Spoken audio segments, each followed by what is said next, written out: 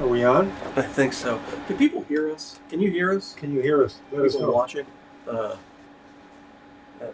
might not have been on. Okay. So fast replies. TSO. Just in case. Someone type in the comment. Did you hear what we said? So TSO. We were talking about TSO, and we get a little crunched in there at the end. Mm-hmm. All right, and as we've been talking throughout the course of the week, I kind of realized that Yes, we have so. Good. Thank you. We appreciate you. I mean, you think that after all this time we would get this thing right, but that's the whole concept of the show, right? Yes. Yeah. Whatever. Let's change the name. Just screw it up a little at a time. All right. I'm sorry. I didn't mean to. So, this is the 18th year that you have worked with Trans-Siberian Orchestra. So, 18 years on a particular subject is almost the lifespan of someone's entire art career. Yeah. Other than my own personal stuff that I've started and generated, like my pinup art and, in a graphic novel I've been working on for 25 years. It's the longest gig that I've ever had. I made documentary films for Bishop and Jay Sheen for 3, 4, 5, 6 years. But this 18. 18 is a long time. That's a long time. And someone asked last week or the week before. I can't remember. It was a good question of with something that goes on that long, how do you keep it? How do you keep it fresh? Yeah. And looking back at this art, trying to frame this question in the right way, TSO almost spans genres in and of itself. Mm-hmm. It's obviously firmly rooted in magic.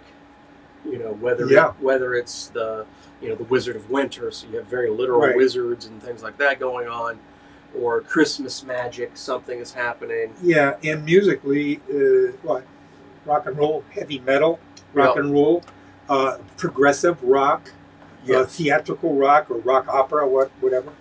Yeah, we tend to go with the art style and the music style lends itself to more of, again, the progressive music side of things, as opposed to the heavy side of things. Mm-hmm. Heavy music tends to go more towards the dark and demonic, for a lack of a better term there, where TSO has always tried to bring that message of hope. Mm-hmm. But like other elements of the progressive movement, it's very much rooted in fantasy. Yep. Right? And in doing the art, you have done a lot of not traditional Christmas, as in like Santa Claus or anything like that. None of that. That was a forbidden thing from the very beginning.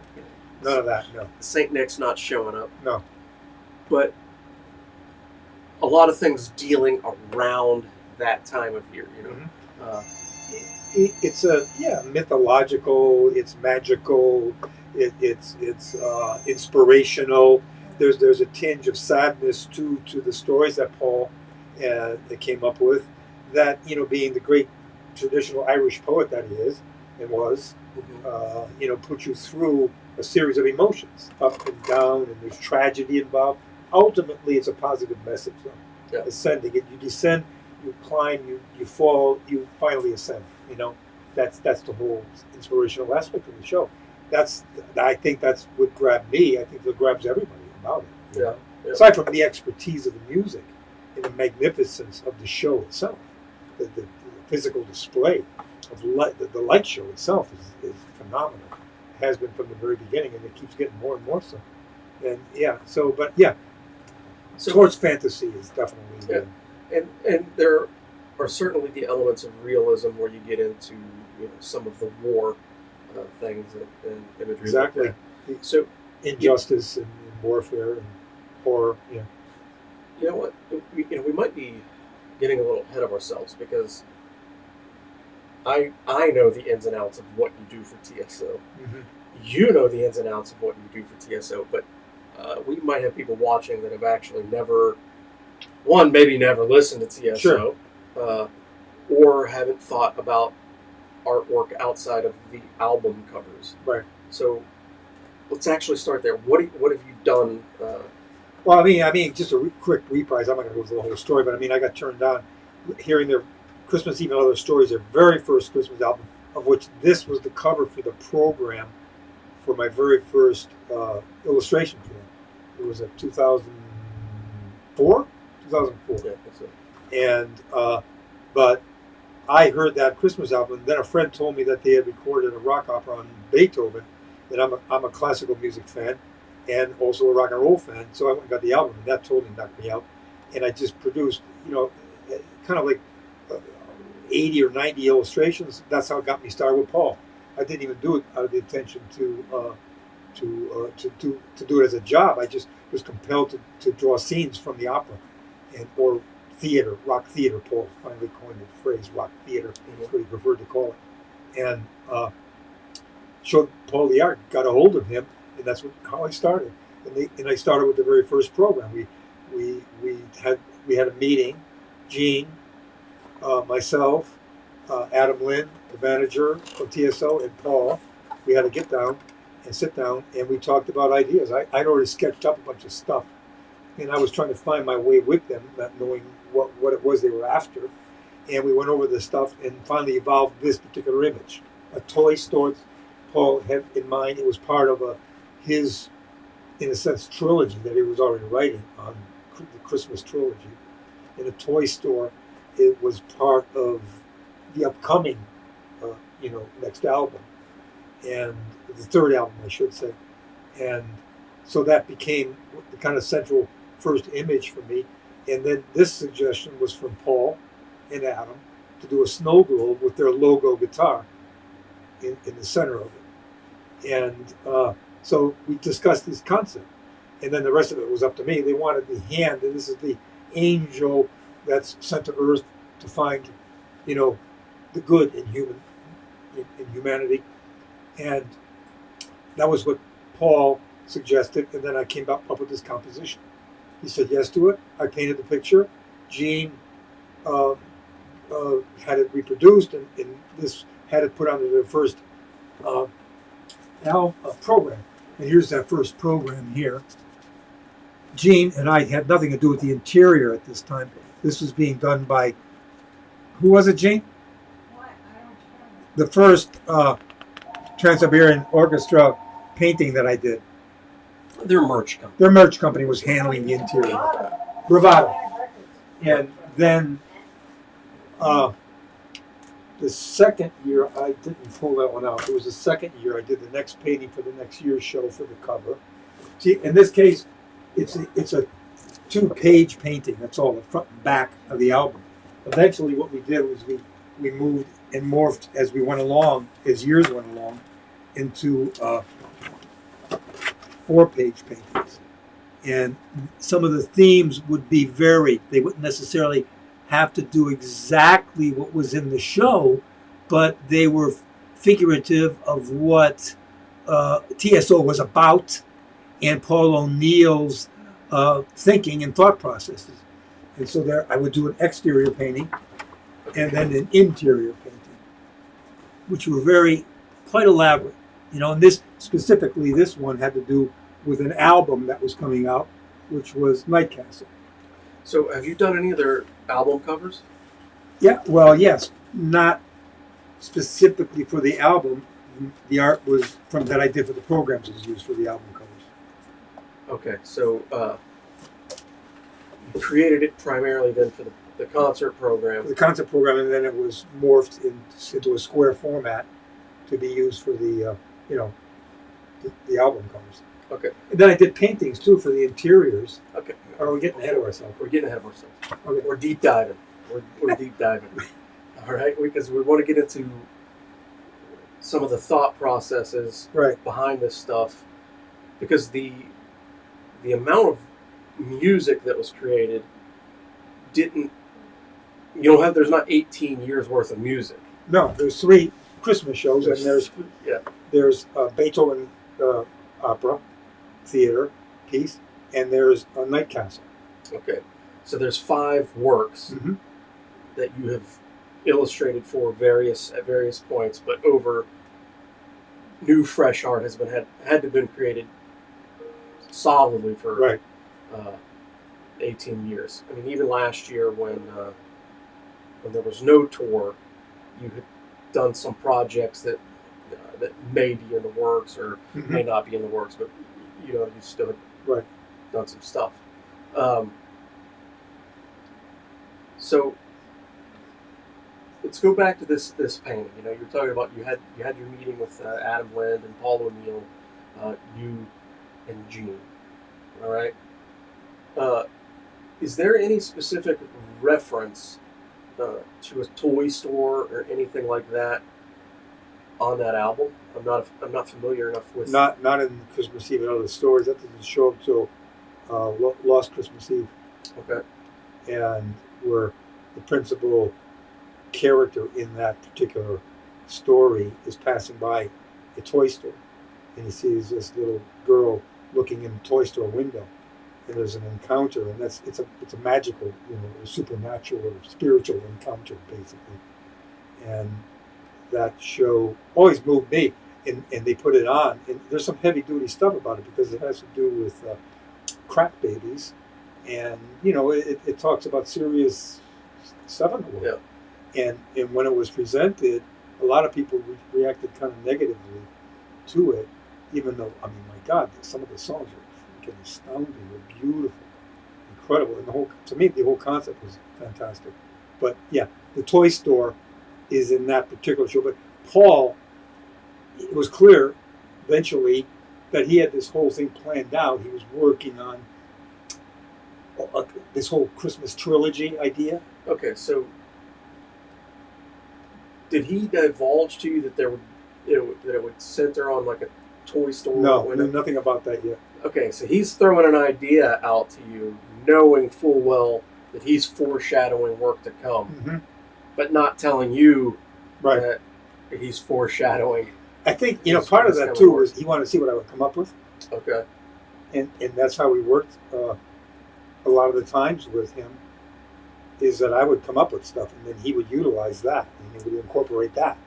Okay, so yeah, well then maybe it wasn't necessarily foreshadowing. Maybe he wasn't fully aware, as he was developing it. Could be. After that hit, then it that morphs. Sparked the idea. But that was the beauty of working with him. That's the beauty. That's the beauty of working with any artist. You throw ideas back and forth and they start to merge and become something else other than what you ever thought they would be to start off with. Yep.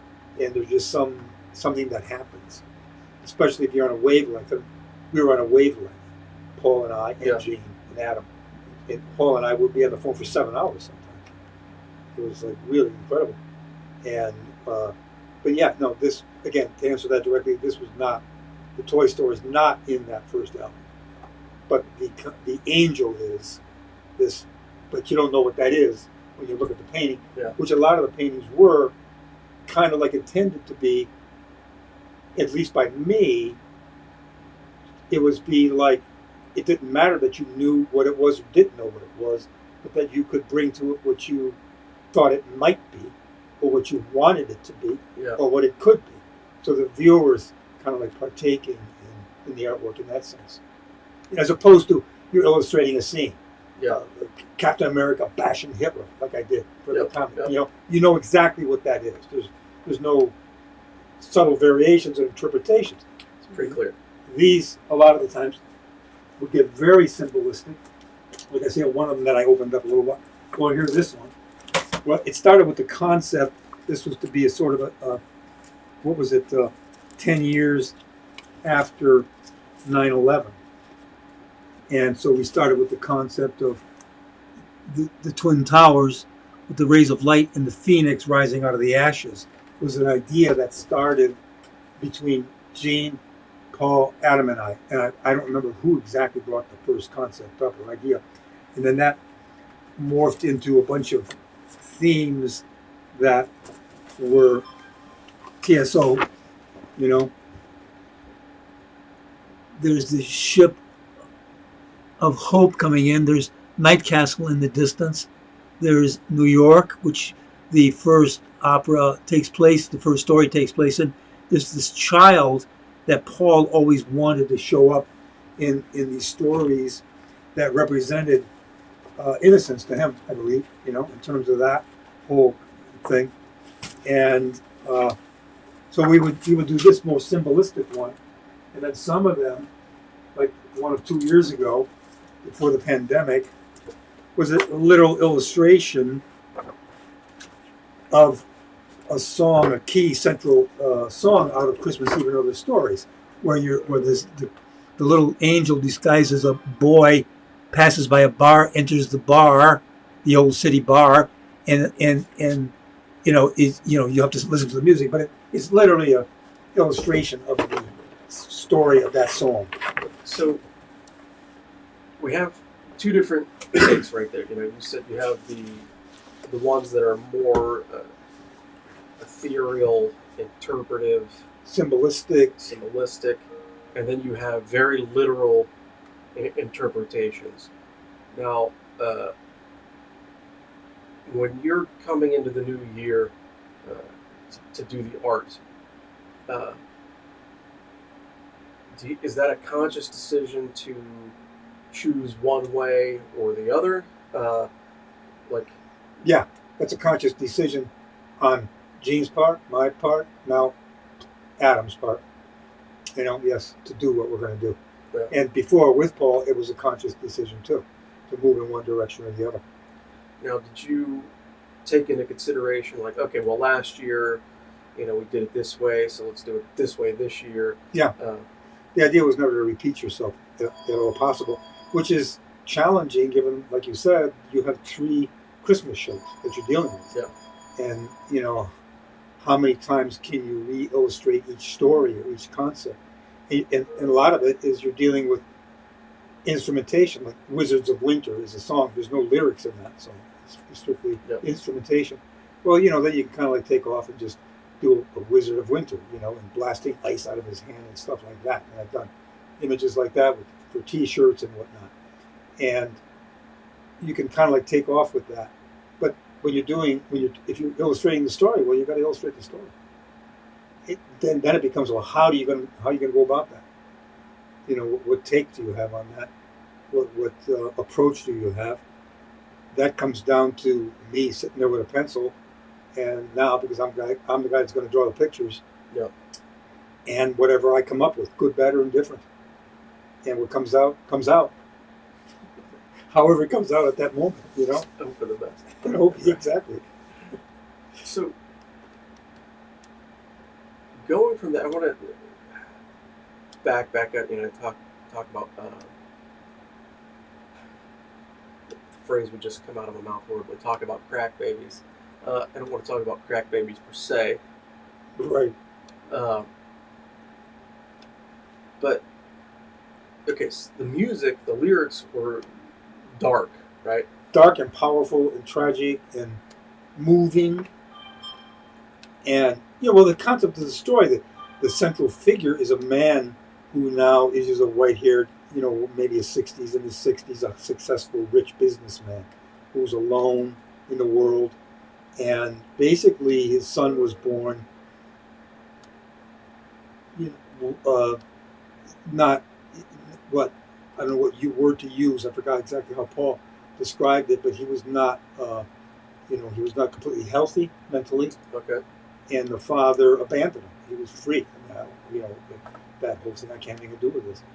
And ultimately, through this supernatural, mystical, spiritual manner, he finds this man. Now he's a man, he's a young man, a former child, is in a hospital, but he's in a hospital working with rocking crack babies, and he himself is still, not, This is cognitive impairment. Right, cognitive impairment. Yes, it's what you're aware of working with many people, and so to me, I was totally moved by it completely. To me, it's probably the most heavy duty, serious one that he wrote. They wrote.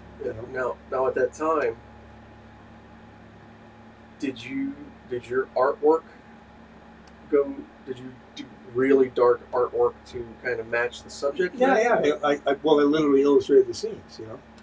The babies and the incubators the son, now a man, rocking a baby, and yeah. I mean, it's there. I mean, the scenes are there, and so in Beethoven's last night too, the devil is Mephistopheles is tempting Beethoven, and the child in the gutter. The devil shows him a child laying in the gutter, that if he will, make this, if he will sell him his soul, in a sense, everything will be made fine for this kid. He's using humanity in its worst form to tempt Beethoven's higher nature to sell his own soul so that he can help mankind. You know what I'm saying? Yeah. That's pretty heavy duty. Yep. That's the rock opera that really grabbed me more than anything, and that's the one that I plunged into, hook, line, and sinker. Yeah. So when people showed up to the Christmas show, right? Because let's just be upfront and honest. When people are going to a Trans-Siberian Orchestra concert, they feel like they're going to a Christmas show. It's a Christmas show, right? And that's rock and roll and Yep. classical. Yes. that mix of Yep. classic, tradition, and rock. But there are certain expectations, and as you said earlier, it didn't necessarily land right with the crowd. Now, did they tour that at Christmas? Just so Yeah. Sure. Oh yeah, Okay. yeah. So you said it didn't land necessarily. It was too disturbing, I think, for some people. The idea that you like I already said, the Irish poet, that you take people through tragedy and make them ascend, but this tragedy was too strong, apparently. For me it wasn't. I mean I've been through enough stuff. I mean, it's hardly, I totally got the point. I mean, I got it completely, and it's totally moving again. In the performances and the execution of it was fantastic. Jesus, the singing, I mean, incredible. Especially the concept was this: that the song is so powerful that the implication is that this is the Christ, the kid is the son, his son is that, which is very theologically profound. If you whatever you do for the least of these, you do for me. Yep. The words of Jesus, right? I think Paul took that and made that. He translates it that way, so you're not just talking only about it being a Christmas show that is, say, Christmas trees and mangers, but there's the real manger. There's Yes. the real Yep. Jesus right there. Yep. So that was incredible for me.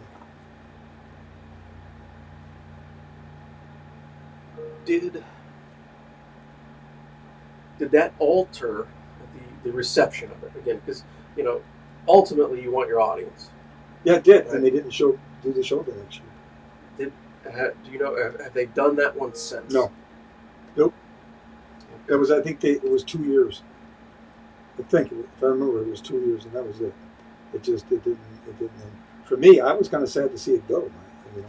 Now, I'm not saying that they won't do it again eventually. Maybe the time will be right. Yeah, we mean just from that point till now. Right. And so, but it's great. And there's great music in it. There's great concepts in it. It may be one of those things that hits better at home in a different environment. Mm-hmm. Maybe not necessarily when you're going out. Right. You want to have a good time, an uplifting time, and then have popcorn. Yeah. So, the lasers. Oh yeah. Well, and yeah. I think there's that. There's definitely that. I think there's also the aspect of the Christmas Eve and Other Stories, of which this was the illustration for, which was the very first show, which is 20-something years ago, first performed. That's the one that took hold. That's the one that at least all the people who were aware of the Trans-Siberian Orchestra each year were going back. That's the show they wanted to see. In other words, you could read it like people, when they want to go to see Dickens' Christmas Carol, they don't want to see it all. They don't want to see not Dickens' Christmas Carol, but some variation of it. No, they want to see Scrooge. That's what I mean. They want to see that story. Yeah. And I think that became like that. Also, you know what I mean? Like they Yeah. wanted to see that. Don't give me something new here. Again, it goes back to pigeonholing and an artist being stuck with continuing to repeat themselves because that's what people want them to do, you know? Led Zeppelin goes out and performs some brand new thing. Who gives a shit? Yeah.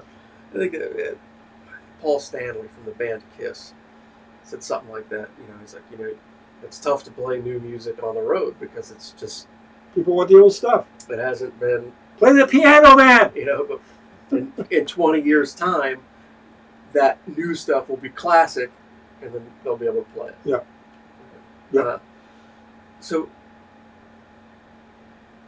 maybe everybody learned a little bit of a lesson of commercialism there. Could be. To move on, I didn't realize that they hadn't done it again, and I was going to ask if you maybe altered your artwork then to help keep the message maybe a little brighter in tone to go along with it. No. No. No compromise. No. It's great. No, no. So after the first couple of years of you just doing the art, right, and then turning it in, eventually spiderweb art. Gene basically said to Paul, "Your program could be better." You know, I won't exactly try to repeat or reprise Gene. Gene's talking, and she said, Paul asked Gene how to make it better. She said, "Well, let me do it." And she said, "Let me do it." And he said, "What do you know about rock and roll concerts?" She says, "Not a damn thing."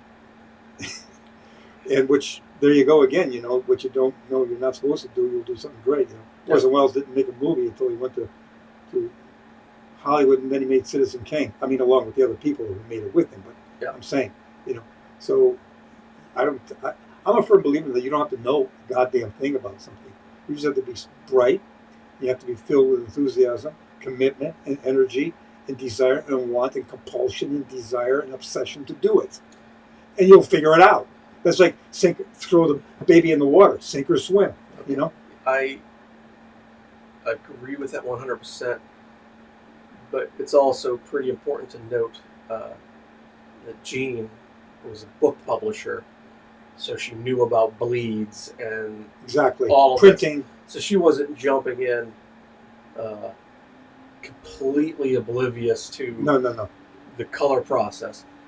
When she started publishing, she kind of really jumped in. Well, she had her own publishing company for years and produced fantastically beautiful books and understood the entire process. She could make a book from beginning to end, you know. So, but once production of the entire program came in-house, right? How did that affect? Did that affect the way you approached the art at all? No, because I mean, well, it was the third program, so I'd only done 2 so far. You know what I mean? It was brand. So it was still new at it. It was very early on, and not only did she design when we talk about designing a program for TSO, we're talking about.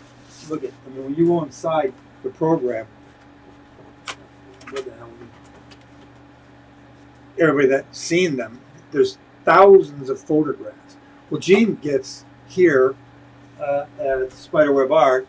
How many pictures, Gene? How many 10,000. You It started off 10,000, and then narrowing it down. And you were there. Yeah. Keith was there working on this all the way along, and so she goes through 10,000 photographs from a half a dozen, 5, 6 photographers that covered the show last year. So Gene would be looking at 10,000 photos along with Keith. Huh? Yeah, Keith looked at 10,000. And other people who have worked before, Angela and people in the past, and edited it down to what? You look at 10,000 and you get it down to? A couple thousand. Well, and over these years... Narrowing it down to a few hundred that go into it. A few hundred that go in. And over these years, Gene has evolved, along with Keith and others, the procedure, which is to say long shot, medium shot, close up, red light, green light, blue light, white light, purple light. There's all these categories that she can't, puts the pictures into, long, each particular performer, a long shot, close up, medium shot of each performer. And then when she does the program, she makes sure that everybody gets equal coverage. Nobody gets a bigger coverage or a lesser coverage than anybody else, which is all part of the. So it's a massive, months long procedure. To say nothing now of you sitting at a computer, coming up with the borders and designs that this is all going to fit into, and you can talk more to that than I can. Yeah, that's the bull. We're talking about Greg's art. So, pass me that program, please. This one? Yeah. So, in this, this is the 2011. You said it was the 10th anniversary from 9/11. Now, Paul is from New York, right? Yep. So a lot of the stories, as you said, like trigger around New York. Yeah, New York is happen. central. Yeah. Because that's where he's from. But inside this one, what is now we have sequential art, like basically comic book stuff. I think there's another page at the end here. Yeah, probably. Just If you could figure it out here. there we Yeah, go. this was a story, Merry Christmas Rabbi, that Paul had written a novel, which got put out there, and we were talking initially about doing it as a sequential art, and I was going to do it in this blackboard style, and it eventually never got done. Let's put it that way. Now, so he wrote the poem "Merry Christmas, Rabbi." It's a story. It's a novel. Okay. Did he write music to this as well? No, there's no music to that. That's just strictly a straight novel. All right. So And he wanted to turn it into I showed him graphic novel. He came here, and we were talking. And Paul was not that comic book hip at all, which I thought was kind of interesting. And I mentioned graphic novel, and I showed him Will Eisner's first graphic novel, which considered to be in America at least the very first graphic novel, The Contract with God. Contract with God and Other Tenement Stories. And Paul flipped over it, and he said, "Well, let's do this. By all means, let's do Merry Christmas, Rabbi." And that's not Eisner's style, but that technique in terms of the sequential. And I was all for it. Gene and Adam, Paul and I would be on the phone just psyching each other up for this project, and we're planning it like crazy. And we're the two kids over here planning to go into the playroom and have a ball making this object. And there's the parents over here, Adam and Gene, saying, no, it's going to take too long. It's not viable. It's not, it's going to cost too much. They were the pragmatic ones. And Paul would always say to me, "There's Mom and Dad again, Greg," that kind of thing. And ultimately, I guess, what would you say, triumphed. Reason, pragmatism, Better judgment. economic judgment, and I'm sad because I really, and Paul was psyched, and it never got anywhere, Well, at least it's captured here. a little bit of it. But I find that to be interesting that it had absolutely nothing to do with the show that people were singing. It had nothing to do with the band or anything like that. Right. But Paul still wanted it to be seen, or at least partially seen. Yeah, And so that he had you do it, put it into the program, so that it could get into the hands of the people. there's another piece, not somewhat similar as a sequential art piece. I don't know if I took it out here, but I did 3, 4, 5 years ago of Rurik, who was a Russia ancient one of the first kings of Russia, who comes forward he sort of like rises up from his crypt and comes into the square in contemporary Russia, and sees the horror of the totalitarian state going on, and it's very interesting. It's a whole story that he had written for Rurik. This people can look him up, and it existed as an instrumental piece. There's not even any words to it. Yeah. So if you look it up, all you're going to do is find instrumentation. But he had a whole concept and story written all out, which I then illustrated in sequential art form in one of the programs. Oh, very cool. And do you remember the year? Gene? What? Do you remember when Rurik was? What year that was? 5 years ago. Okay. It was very much challenging, and you know, it was fun because I mean I love Sequence a lot, and it just and Paul was falling in love with it more and more, and so that was a whole unique kind of thing. Talking about jumping around. Yep. That was the beauty of working with Paul too. He was never rigid in any one direction for anything. You know, Yeah. you could kind of like move around and come up with stuff like that. You know. So, Wizards in Winter, right? That's an iconic, Instrumental. song, right? You think it's a lot of radio play, and the painting that came along with it has taken on that iconic feel to The it. wizard shooting the ice. And everything. Yes. In a lot of ways, it's a pretty simple image in terms of Hildebrandt. Yeah. And that it's a singular figure Right, figure with just some blasting some ice. But for whatever reason, it hit, it stuck, and like Chris Cafferty has a guitar with it. And Yeah. he plays during the shows. He has Wizard of Winter. It's on T-shirts. Yeah. And all that. See if I can find it here. There's a calendar Gene Let us designed dig. in 2006. She did a calendar. Let me see, it's in here somewhere. Well, I'm not talking about this one too. Oh yeah, there we go. Here. Not that. You got it. You got it. So, shoom, blasting. It's Yeah. very, very superhero-esque. Yeah. Like that could be lifted from the pages of a comic. In fact, one of the things that never. Still, I got a stack of animation drawings. We talked with Paul once a year about animating this guy, and I said, "Cool." So I did because I was in animation initially, and I did a rough flip book of this guy in this attitude, zapping stuff and flying at the camera, roughed in, intended to be computer done later somehow, Okay. which I don't know anything about. But I was just doing pencils on paper, and the ice flies at you, and then you see this woman. You're with this woman who's floating in space, and it's from Lost Christmas Eve, a song at the initial section of it, and she comes floating towards the camera, and you come up to her eye, and a tear falls down out of her eye, and you've come in really tight to the tear as it's falling, and you come inside the tear, and that forms this night castle. The castle comes flying at you, and then you have these letters that come flying out. Anyway, I did a piece of animation, actually, that's sitting on a shelf over there. Oh wow. That's never been used, but maybe it might someday. Maybe. That would be cool.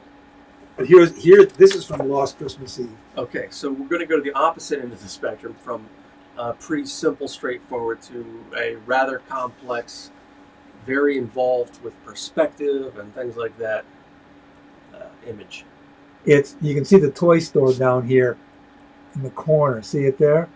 And then you come into the hotel, which is this. There's a whole bunch of stuff that goes on, and then you come to the blues bar, which we go inside of. This is Lost Christmas Eve. This is the one that didn't work, and we have some really nice blues and rock numbers in there. Really traditional stuff going back to the blues and everything.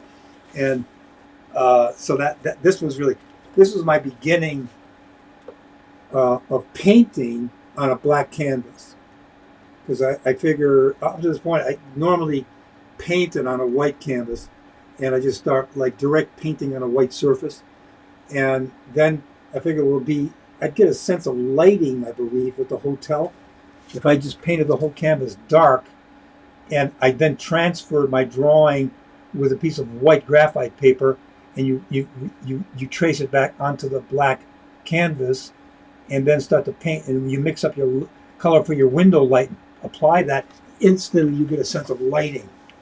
You get the light on dark. And so that kind of like began that whole thing for me. So you try. Oh, here's from Night Castle. There's the wizard dude up in his castle, and Paul posed for me for this. I knew damn well that was him. Erasmus is the character, and there he is throwing. He's writing music and lyrics on this, and he's throwing them out the window. And the concept of this character in the opera was that music, those sheets of music, go out into the world and find you when you need them. And that's more or less how I came upon the Trans-Siberian Orchestra and Paul O'Neill. Is I found the album one year laying behind my disc player, and so it literally kind of like was the same thing here. It found me, you know. Yeah, music has a very funny way of doing that. Like, I've heard albums the first time I've heard them that didn't hit home, or wasn't necessarily for me. But then sometimes a decade later, it will hit in just the right way, or it catches you at the right time of life, where it's able to speak to you. Yeah. So it's been there, it's just waiting, and then it and then it drives home. I don't think there's another art form that can do that as strong as music can. You know? I think same here. Yeah. And I don't know. Yeah, maybe I don't know. But anyway, that's why, again, other albums that people aren't that much aware of, like Night Castle, it's a very mixed album because it's dealing with pragmatics of war, in this case the Vietnam War, and with the mystical aspect to this whole thing. There's a mixture of very and real history. Also, there's a real historical person involved that is incredible. And Paul and John Oliva and all the writers, Al Petrelli, they all came up with the concepts that were not only based on history but very fantasized and turned into inspiration. Like alternate history stories. Yes. Yeah. So let's jump forward to 2019. Looking at it right there. So there's the front cover, which tell us about this bird, if you would. She's from Night Castle. She's God damn it. Don't open it. Huh? Don't open it yet. Don't open it yet.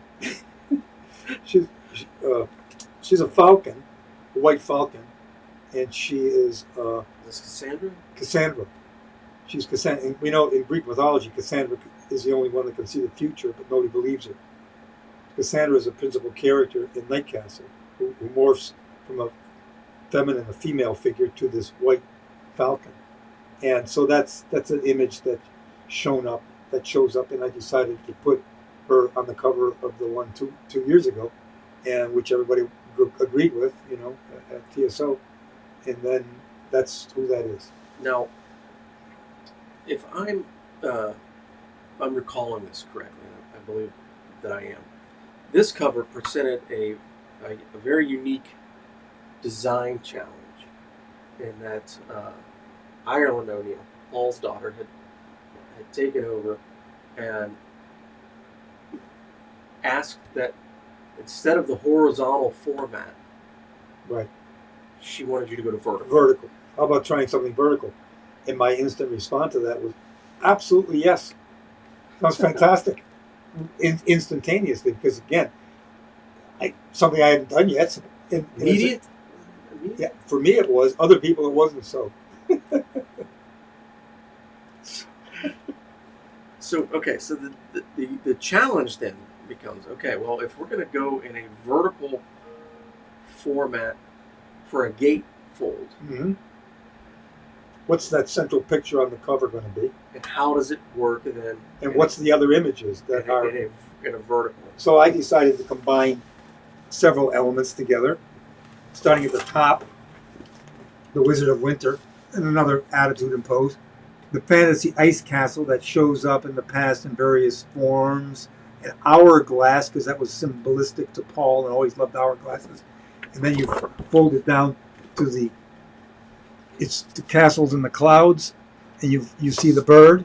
So it fits not only this format, but it fits this format. You had to design that moon with the bird to work both ways, so that you could look at it either way. It looked okay, and then the ending to the painting was, if I can flip this out here, was where we're going to go inside now. After we panned down and we're in New York City. There's the Empire State Building, and over where my finger is here is the Old City Bar. That's the central story that we're going to go to. And the rose that always, Paul, symbolically grows up out of the ice and snow, and it's a sign of life, you know. And then we go inside, and we have the Old City Bar story. So that one was both symbolistic in terms of kind of like other elements of TSO, kind of combining them all, and other albums, and with Christmas Eve and other stories at the bottom. So just a kind of a mix of stuff. Very cool. So that was challenging and a lot of fun. Ryan enjoy the hell out of doing these things. So do you ever take, some of these images off? They obviously get complex and dense. Yeah, some of them are. Do you ever take time to like hide anything? I think so. Can't remember after. Here, look at. Here's another one that Gene tried one year. So you can see the format of the programs are substantial, and the paper quality is a heavy duty. What's this kind of paper, Gene? What are you talking about? The program paper. Don't ask me. It's a very nice stock. It's Very thick stock, glossy. But she decided to try to be more economical and have it stripped down. And so she battled with Paul. Paul didn't want to change the format, and she finally talked to. Strip down the paper. She didn't strip down the paper. Like She, just the paper weight. The- From the paper weight and from the interior underground to the interior being He's showing the thin program. so she stripped. She decided. Talking about the small one? Yeah, Okay, so now I had to go to 60. 60-pound paper. But then I still did the same. The diamond gloss. It's all right, Gene. We're getting educated on diamond gloss paper back behind us. So then I did a 4-page fold-out painting too. This is quite elaborate, even though for the thin panels. There's the toy store. You can see it. It's hard moving that around. There's this man. See him with the briefcase, and there's this mystical child figure that shows up, and we kind of like invented our own take, because this is not in the show, of him entering this toy store and then goes into the hotel, which is adjacent to this toy store, and he moves into the ballroom, which we started. It's in the past. Come on, let me get this damn thing. The ballroom is in the past, and it's like old history from the time of him as a younger man.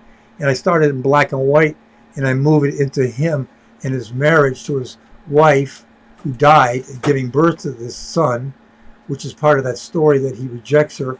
And then he goes into the bar next door where they're playing music, and he sees this girl who is still, talking with him. And it ultimately ends up, it's his wife who's coming back from beyond in the form of a child to teach him and show him where their son is. So it's pretty moving. Again, like I said, I know I'm harping on that one, but That's fine. That's good. So I then pulled out, the 2007, right? Just to kind of show the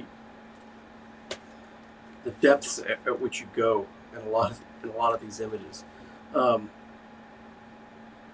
The other, in 2019, you whipped out the green for the Wizard in Winter. mm-hmm. But a lot of them have more of that warm, cool, wintry kind of. Cool and warm, Paul. That Yeah. combination of the blue, like this one. This is the interior of the clock room in Night Castle. There's Cassandra again, the Falcon. She's sitting there, and there's another page of this stuff. This was really challenging pulling this one off. But I just did a whole bunch of research of all these different clocks, and Paul was very insistent about. He wanted the Harrison 1. If you can look up the Harrison 1. and the final Harrison. This is the navigation instruments, and I know this is falling apart here. And this one is I found this one here in the middle, the Antikythera Mechanism. These divers found it off the coast of Greece, and it's literally a computer device that goes back to the time of Socrates, they assume. So that's pretty enigmatic. And anyway, the room is filled with different clocks from different eras of history, which is in this room of Erasmus, who inhabits this castle. The Erasmus character that, like I said before, that Paul posed for. And in any event, that was a very challenging one. A lot of fun to do. So my next question for you is, what's your favorite story of theirs to illustrate? The one I'm illustrating now. Whatever that happens to be. If I had to boil it down to one piece, one show, probably Beethoven. Yeah, because that's the one that hit. That's the one that hit me, and I think that's pretty loaded. Yes. In terms of absolutely possibilities and his life, and all that stuff. So, all right, man. We are coming to the end of our show. Jeez, oh man. People commenting, about the TSO stuff. Does anybody have any last-minute questions for Mr. Hildebrandt, specifically about TSO that you've been dying to ask and have not? Does anybody have any? Speak now or forever hold your peace. just kidding. But really, thank you for talking. Well, it's like TSO. It's you want to babble it all out. You can see the complexity of it over the years. It's all over the place, and I go back as I'm looking at it, because I don't look at this stuff every day.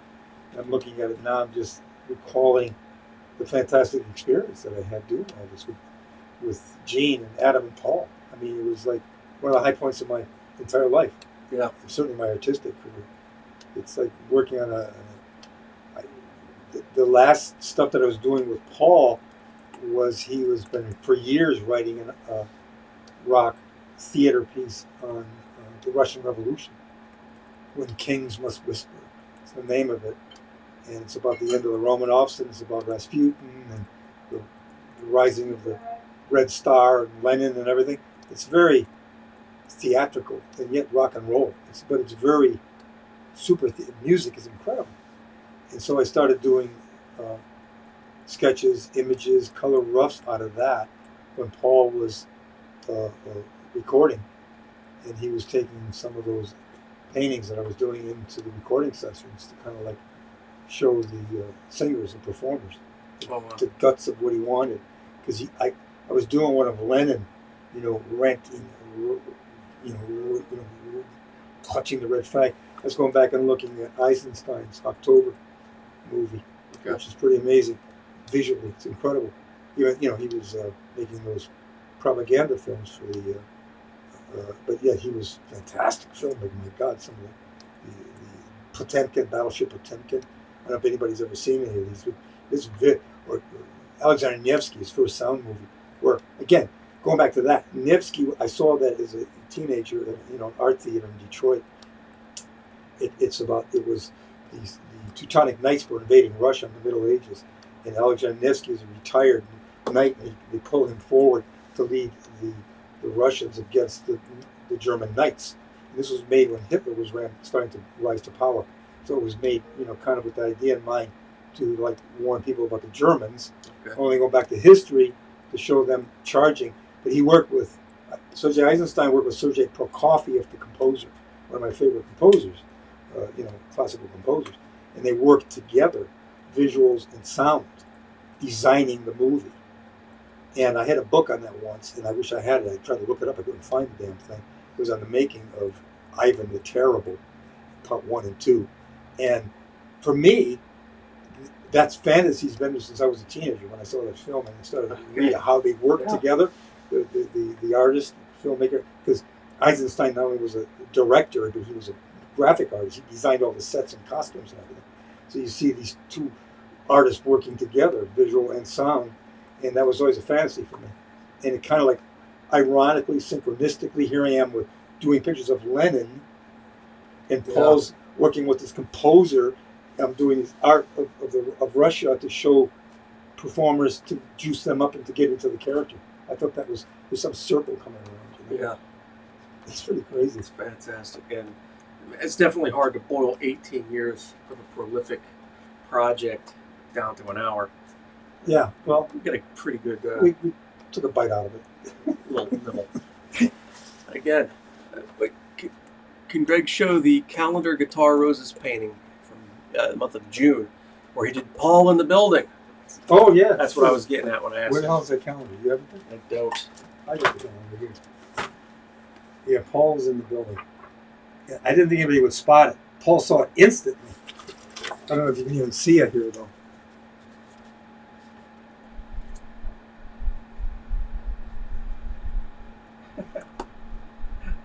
He's in the blue back here. Where the hell is it? Up in this zone somewhere.